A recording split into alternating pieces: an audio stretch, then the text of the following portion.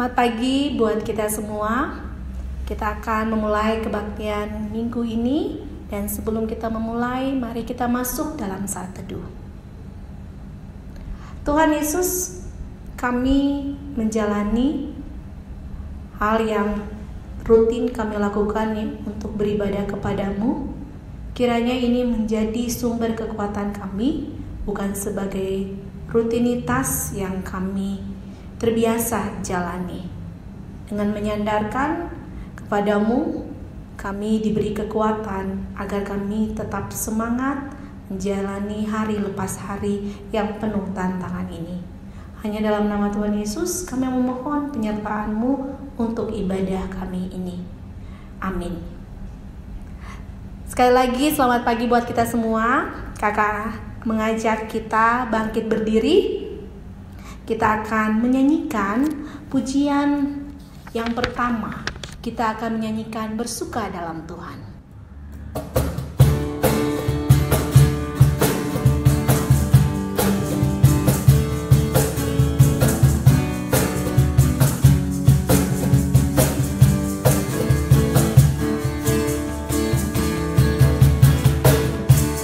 Hari ini, hari yang telah dijadikan Tuhan, mari kita bersuka. Hari ini, hari yang telah dijadikan Tuhan, mari kita bersuka dalam Tuhan, bersuka dalam Tuhan.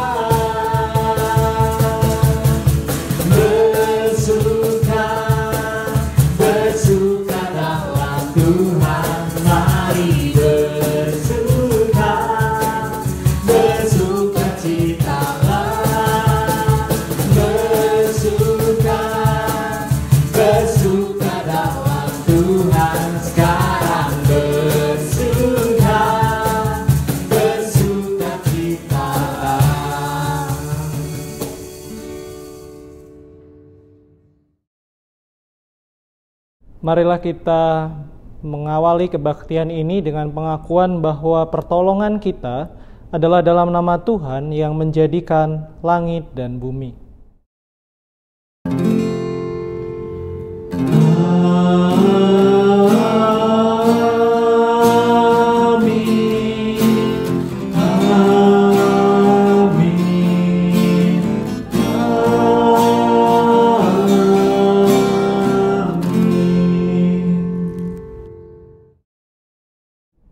Damai Tuhan menyertai saudara.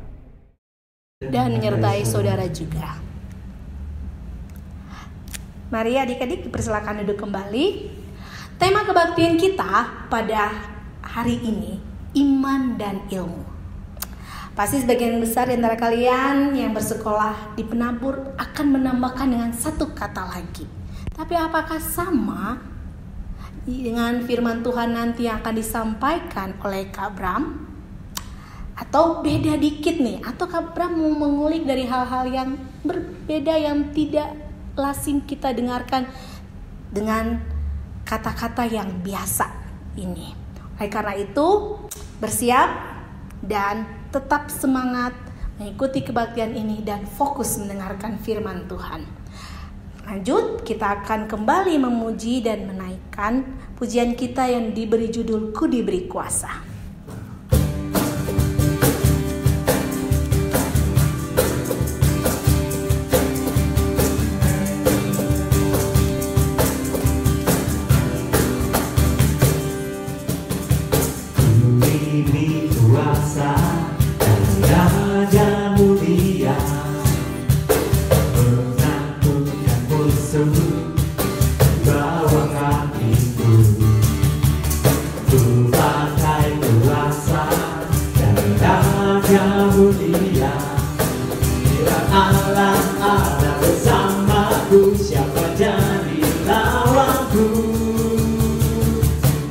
Sungguh besar Kau Tuhanku, Engkau beri hidupku.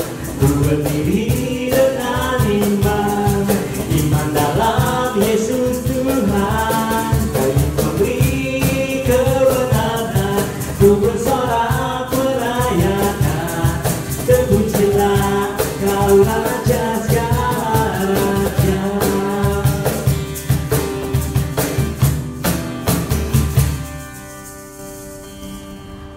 Mari sejenak kita mengambil waktu, kemudian kita merenungkan perjalanan kita sepanjang dalam kehidupan ini.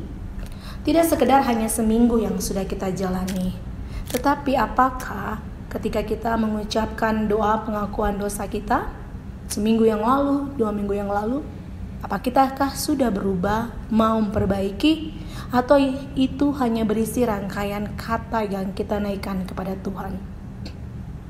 Dan mari kita satu di dalam doa.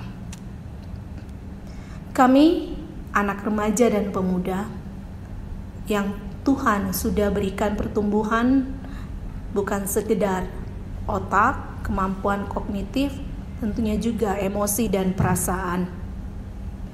Kami tahu dan sangat mampu membedakan apa yang benar dan apa yang salah.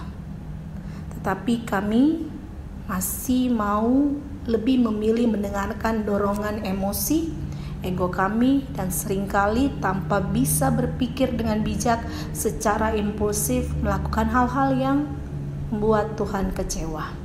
Dan ketika akhirnya kami dibenturkan, diperhadapkan dengan kesalahan tersebut, dengan begitu mudah kami datang kepadamu, meminta maaf, memohon ampun, dan juga meminta, bahkan tanpa sadar memaksa Tuhan membantu kami mengatasi masalah-masalah tersebut. Ampuni kami Tuhan, ketika kami hanya bisa berucap, hanya bisa merangkai kata, mohon ampun terhadap dosa-dosa yang sudah kami perbuat. Tapi kami mengulang dan mengulang lagi.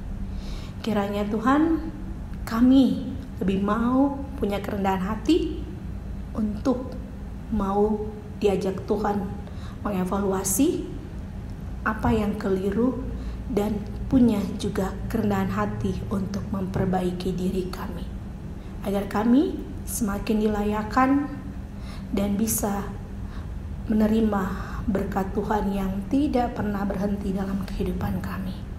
Ini kami Tuhan yang ingin memohon pengampunan-Mu. Hanya dalam nama Tuhan Yesus kami berdoa dan mengucap syukur. Amin. Mari kita sambil tetap berevaluasi dengan apa yang sudah kita lakukan sepanjang waktu ini, kita menaikkan pujian Tetap Setia.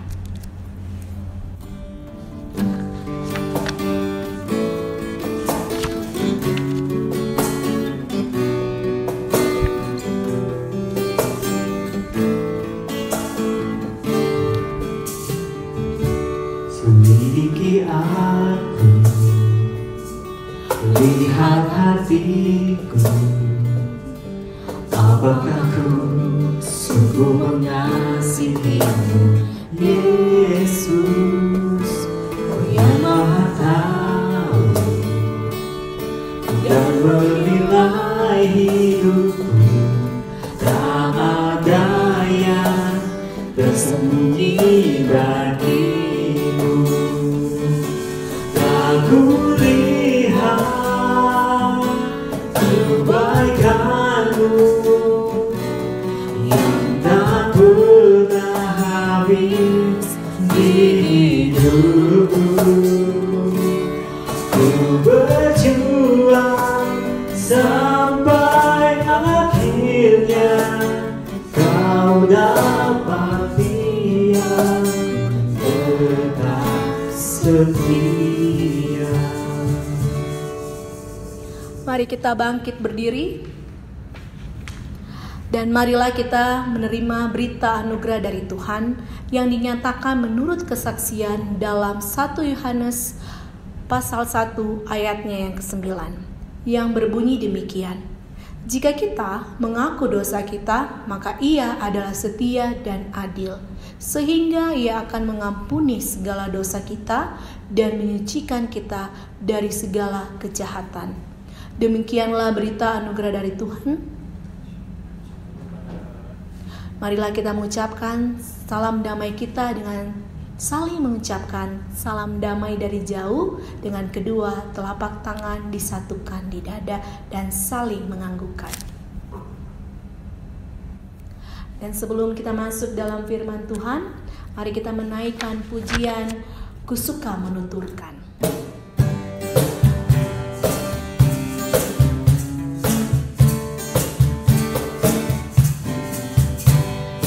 Suka menuturkan cerita mulia, cerita Tuhan Yesus dan cinta kasih-Nya. Ku suka menuturkan cerita yang benar, penawar hati rindu, peliput terbesar.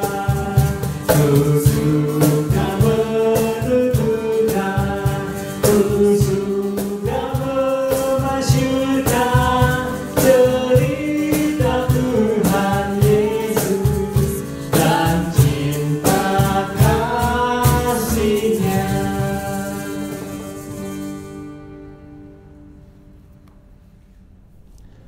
Teman-teman pemuda remaja sekalian, sebelum kita mendengarkan firman Tuhan, mari kita bersatu hati di dalam doa.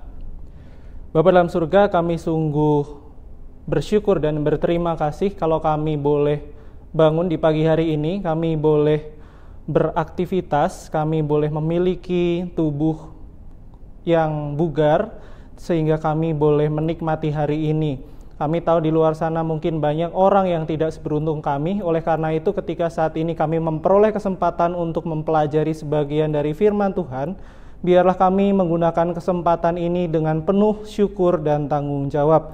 Berikan kami Roh Kudus-Mu, tuntun kami dan bimbing kami, sehingga kami boleh mengerti setiap hal yang Engkau beritakan pada pagi hari ini, sehingga setiap firman yang ditabur boleh bertumbuh, berakar, dan berbuah di dalam kehidupan kami. Inilah doa dan kerinduan kami Tuhan, di dalam nama Tuhan kami Yesus Kristus kami berdoa dan mengucap syukur.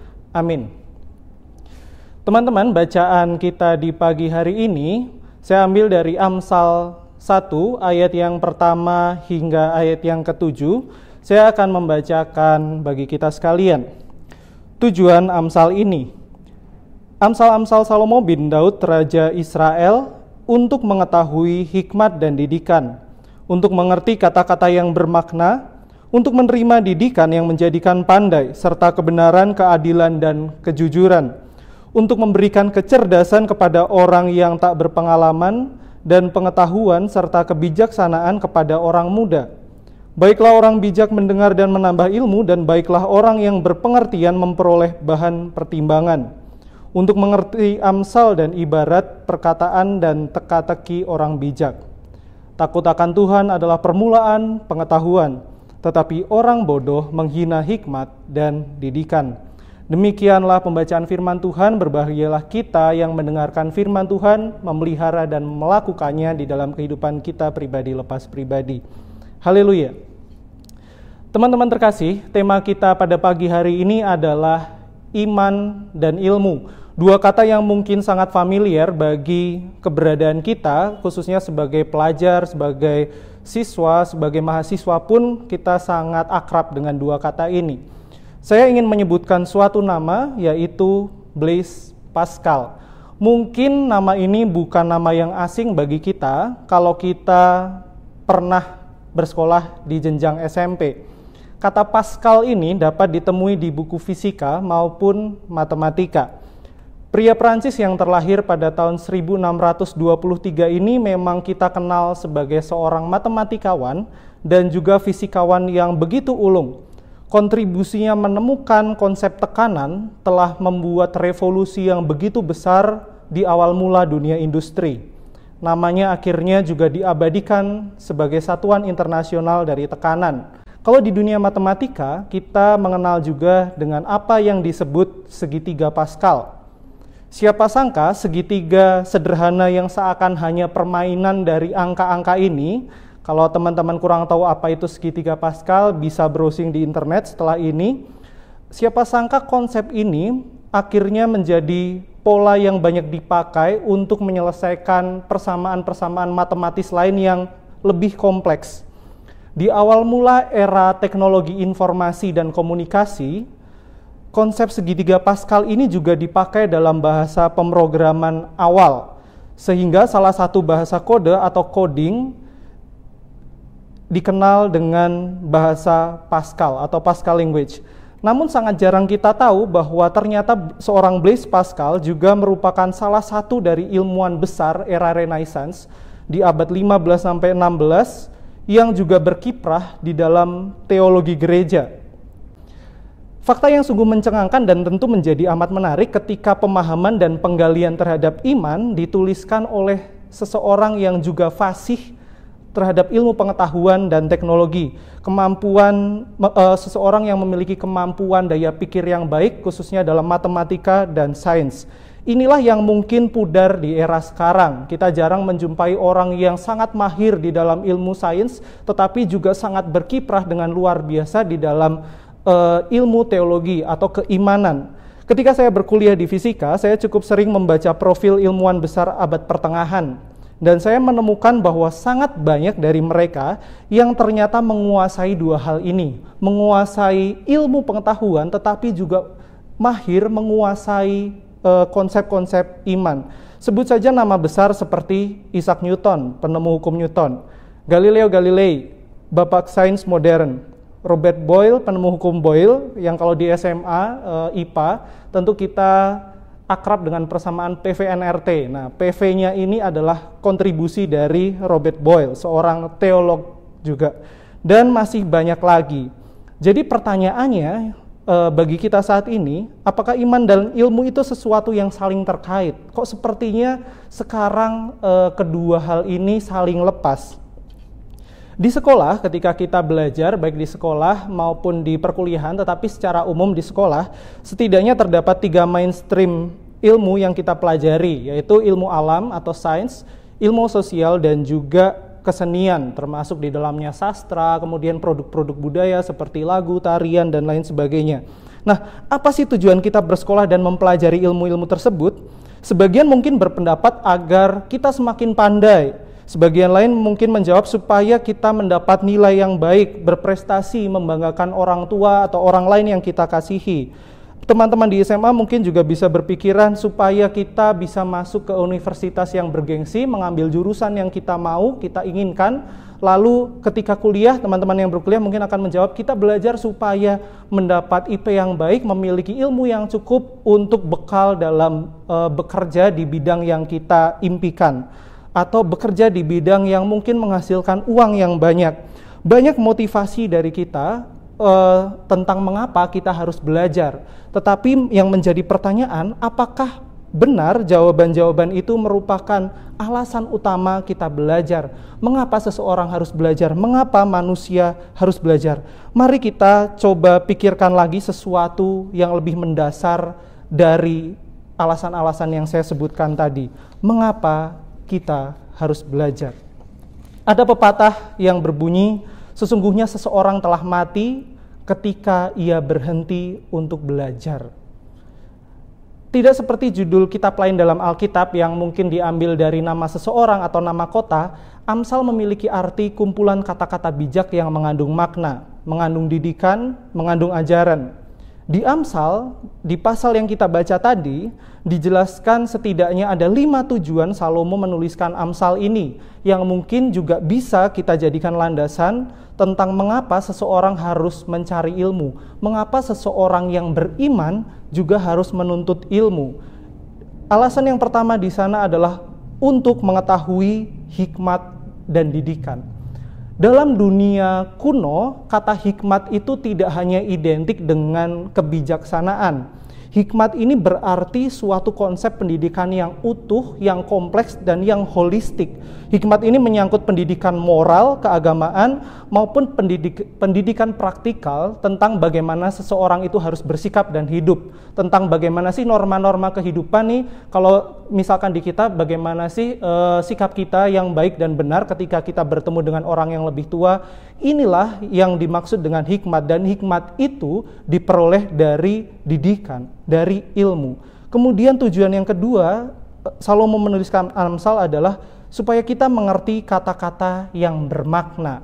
Kalau saya coba telah lebih lanjut, sebenarnya Salomo ini ingin menasihatkan kita supaya orang ini mau berusaha memahami sesuatu, entah dari bacaan atau entah dari perkataan orang lain.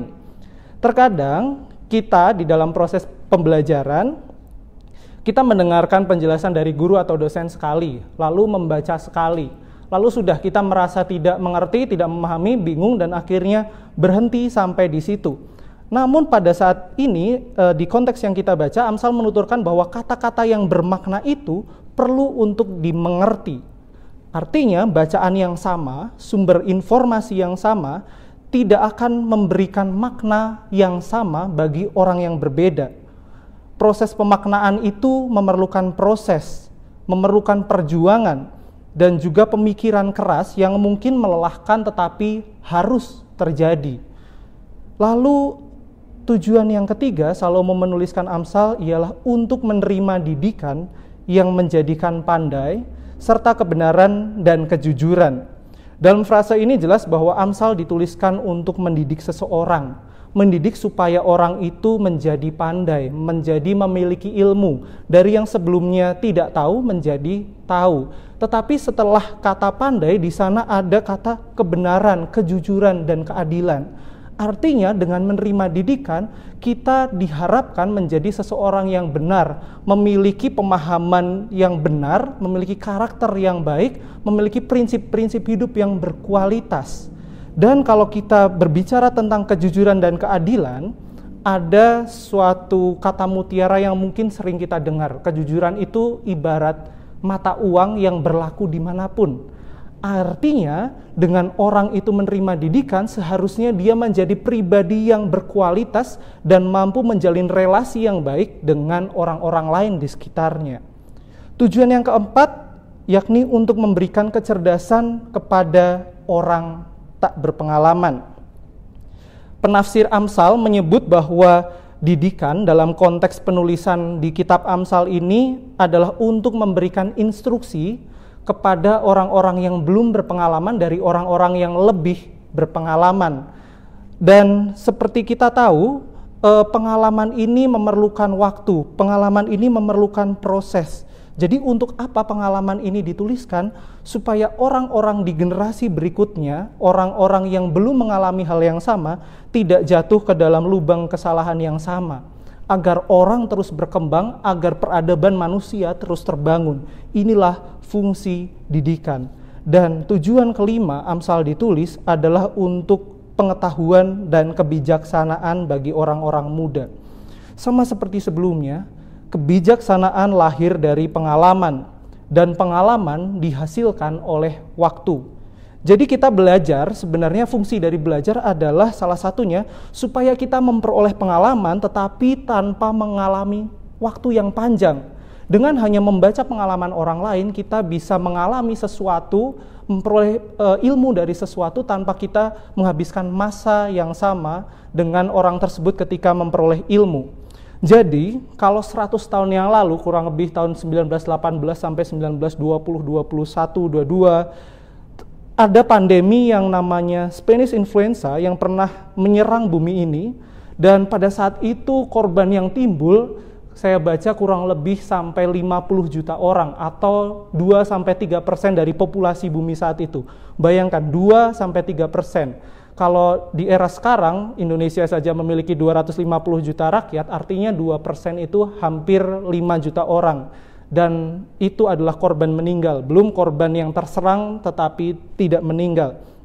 Kematian terbesar pada saat itu ada pada saat second outbreak, puncak kedua. Jadi ada 3, kalau tidak salah 3 outbreak pada pandemi saat itu, dan korban terbanyak ada pada second outbreak kedua. Maka sebenarnya pengalaman itu, cerita itu bisa menjadi bahan didikan bagi kita yang hidup di era pandemi sekarang. Tentang bagaimana kita harus bersikap, apakah kita harus bersabar ataupun kita harus berbuat sesuatu. Itu adalah bahan yang bisa kita jadikan pertimbangan. Maka fungsi didikan ini adalah untuk mewariskan pengalaman dan kebijaksanaan itu pada generasi setelah kita.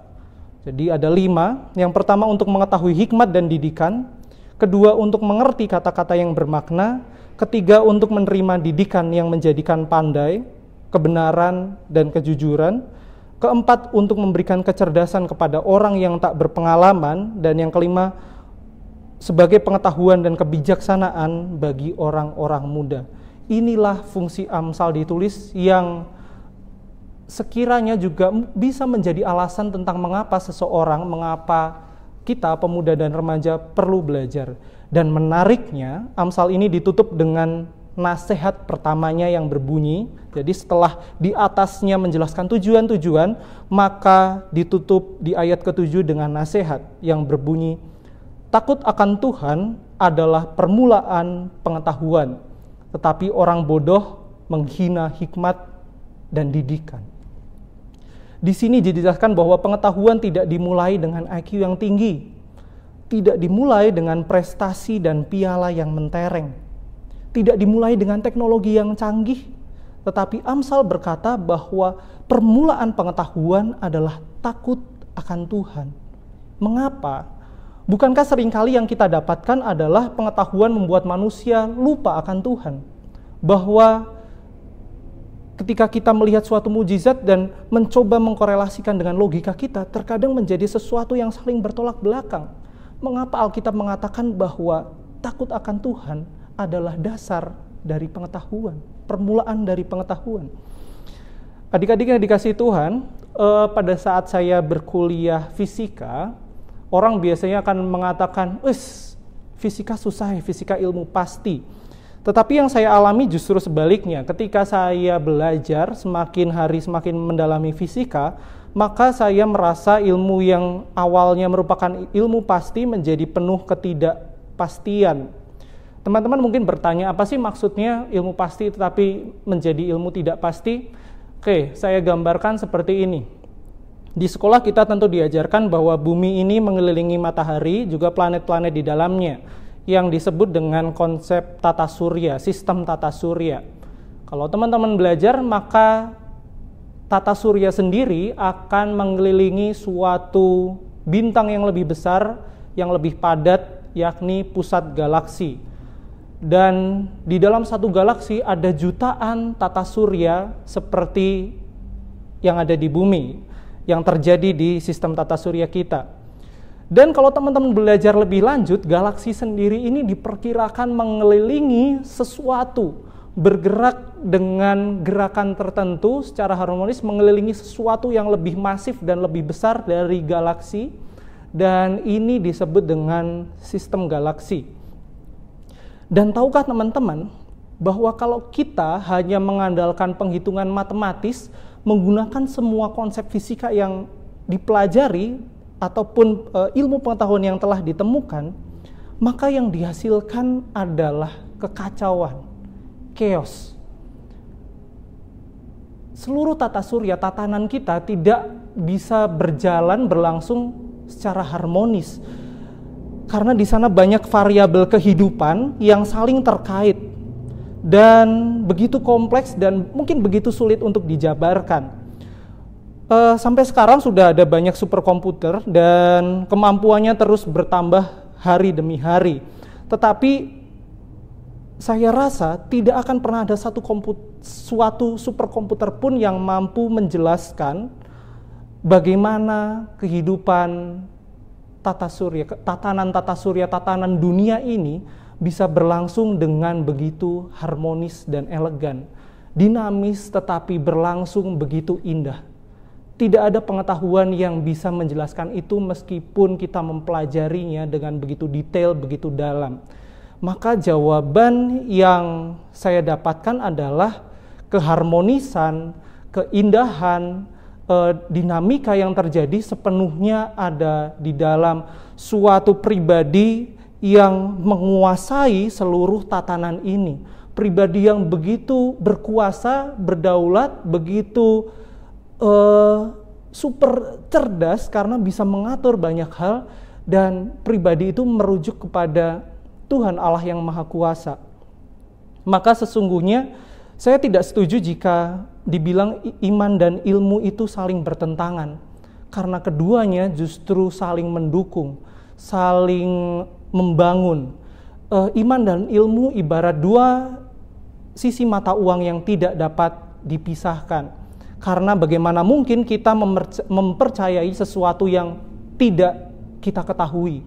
Bagaimana pula kita menyatakan tidak percaya untuk sesuatu yang juga kita tidak ketahui. Semua memerlukan alasan. Iman dan ilmu saling berkaitan, berpautan satu dengan yang lain.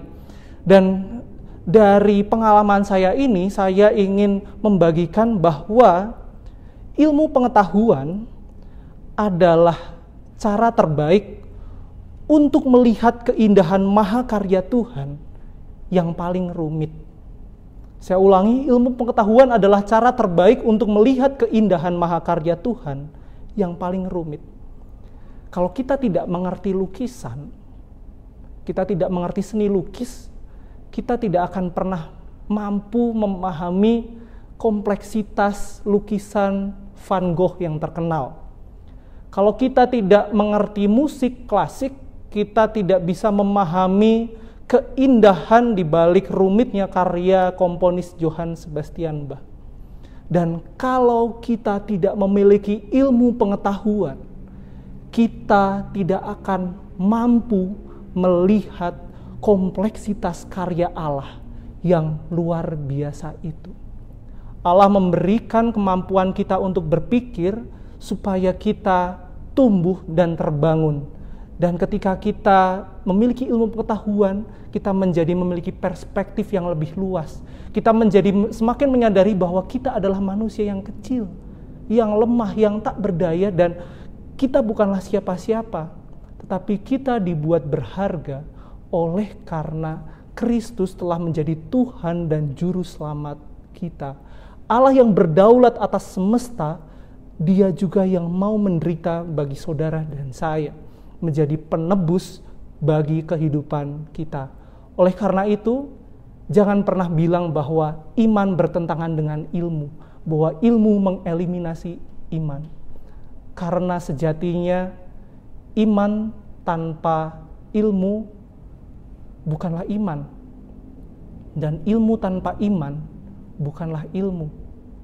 Jadi mari kita menyadari bahwa ilmu pengetahuan adalah cara terbaik untuk melihat keindahan mahakarya Tuhan yang paling rumit. Selamat berproses di dalam ilmu pengetahuan, tetapi juga marilah kita berusaha untuk terus beriman di tengah segala situasi dan kondisi menggunakan ilmu yang kita miliki. Kiranya Tuhan memberkati kita. Kita satu di dalam doa.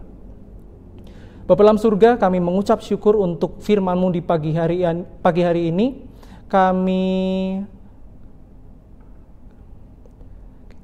Mari kita satu di dalam doa. Bapa dalam surga, kami mengucap syukur untuk pemberitaan firman-Mu hari ini. Kami bersyukur untuk iman yang kami miliki, dan kami pun bersyukur untuk ilmu yang boleh kami pelajari di hidup keseharian kami. Bapa, ampuni kami ketika seringkali kami menjadi tidak beriman pada saat kami semakin berilmu. Ketika kami merasa pintar, kami merasa tidak memerlukan Tuhan di dalam kehidupan kami. Begitu pula ketika kami merasa tidak mampu mencerna ilmu, kami langsung menyepelekan segalanya bahwa ini adalah iman, itu adalah iman, sehingga iman menjadi sesuatu yang terlihat murahan. Tuhan, ampuni kami kalau kami memiliki perspektif itu, dan biarlah mulai dari hari ini kami bisa mempertanggungjawabkan keduanya. Bahwa ketika kami memilih untuk menjadi orang yang beriman, artinya kami pun dituntut untuk memiliki hikmat dan didikan. Ketika kami memperoleh hikmat dan didikan, artinya kami bertanggung jawab untuk terus memelihara iman kami, sehingga kami pun mampu melihat keindahan mahakarya Tuhan yang rumit itu yang berada di sekeliling kehidupan kami. Tuhan, terima kasih ketika Engkau Allah yang luar biasa, tetapi Engkau mau menderita bagi kami, menyelamatkan kami, dan melihat kami sebagai pribadi yang berharga. Tuhan, biarlah melalui firman ini kami pun disadarkan untuk terus bertumbuh di dalam pengenalan akan Kristus. Inilah doa dan kerinduan kami Tuhan, pemuda dan remaja-Mu di tempat ini, biarlah melalui sisa kehidupan kami dapat persembahkan seluruhnya untuk memuliakan nama Tuhan. Di dalam nama Tuhan kami Yesus Kristus, Allah yang hidup, kami berdoa dan bersyukur. Amin. Mari kita bangkit berdiri. Marilah bersama dengan gereja ekumenis dan sambil mengingat kembali janji baptis kita. Kita mengucapkan pengakuan iman rasuli. Aku percaya kepada Allah Bapa yang Maha Kuasa, Khalid langit dan bumi, dan kepada Yesus Kristus, anaknya tunggal Tuhan kita, yang dikandung daripada Roh Kudus, lahir dari anak darah Maria, yang menderita sengsara di bawah pemerintahan Pontius Pilatus, disalibkan, mati dan dikuburkan, turun ke dalam kerajaan maut.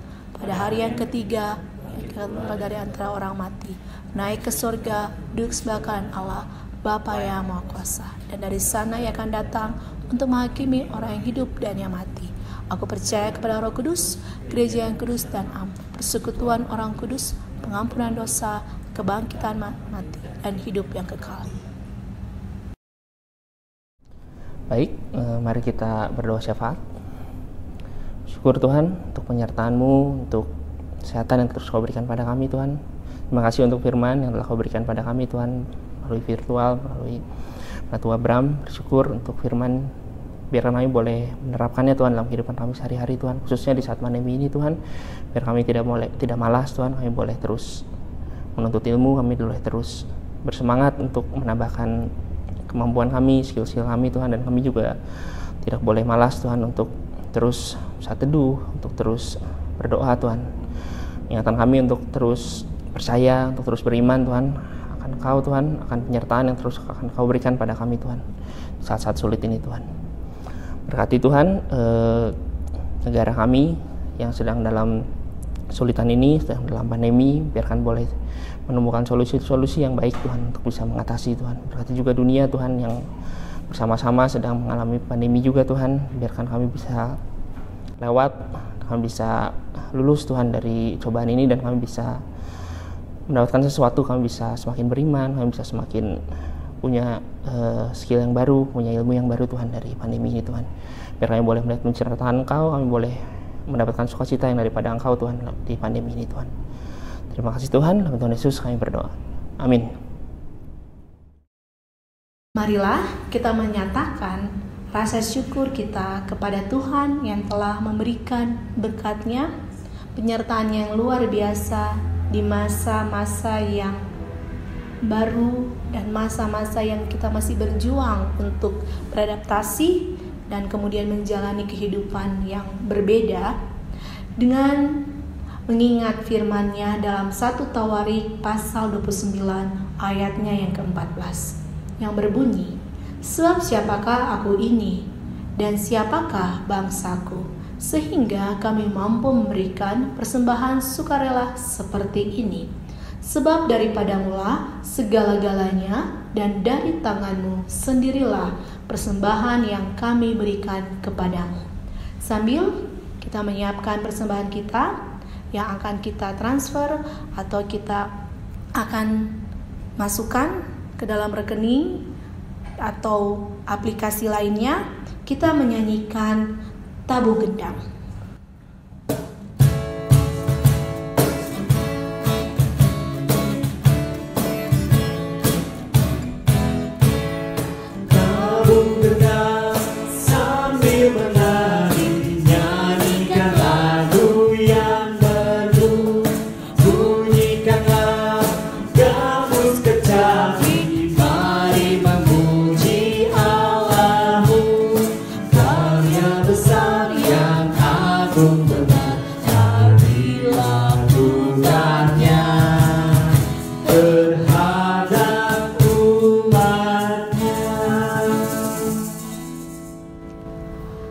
Tuhan, ini persembahan kami, dan saat ini kami betul-betul lebih bisa merasakan berkat Tuhan bahwa kami dilayakkan masih menerima rezeki ini. Dan biarlah rasa syukur kami melalui persembahan ini boleh akan dikelola untuk tetap menjaga persekutuan kami yang walaupun tidak rutin atau tidak seperti biasa kami menjalaninya, tapi kami dimampukan mengelolanya dengan bijaksana dan bisa tetap menjaga, memelihara persekutuan yang terjalin dalam komisi remaja dan pemuda. Hanya ke dalam nama tangan Tuhan Yesus kami selalu berdoa dan mengucap syukur. Amin. Dan marilah kita sebelum masuk dalam pengutusan, kita menaikkan pujian Ku Berserah Kepada Allahku.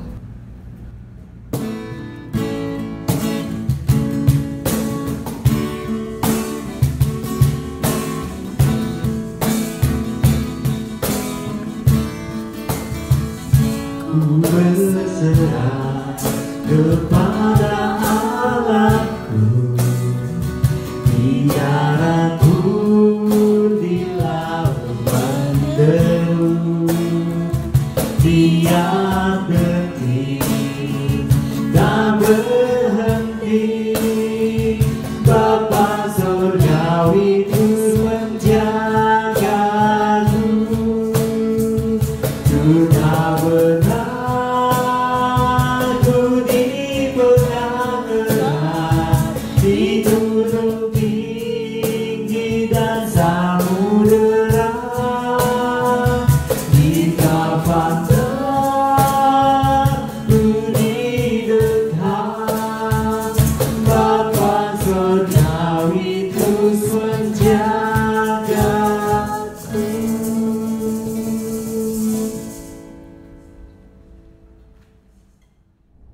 Marilah kita masuk ke pengutusan secara berlitani. Arahkanlah hatimu kepada Tuhan. Kami mengerahkan hati kami kepada Tuhan. Jadilah pembawa damai dan kebahagiaan. Syukurlah. Terpujilah Allah Bapa, Anak, dan Roh Kudus. Kini dan selamanya. Kini terimalah berkat dari Tuhan.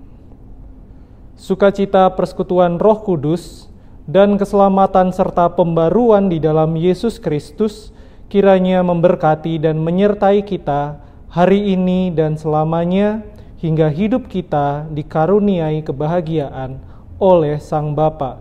Haleluya. Haleluya, haleluya, haleluya, haleluya,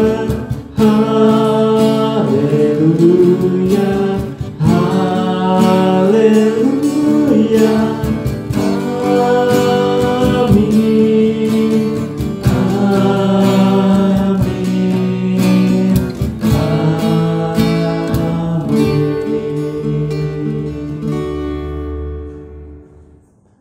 Selamat hari Minggu, tetap semangat, tetap menebarkan kasih Tuhan.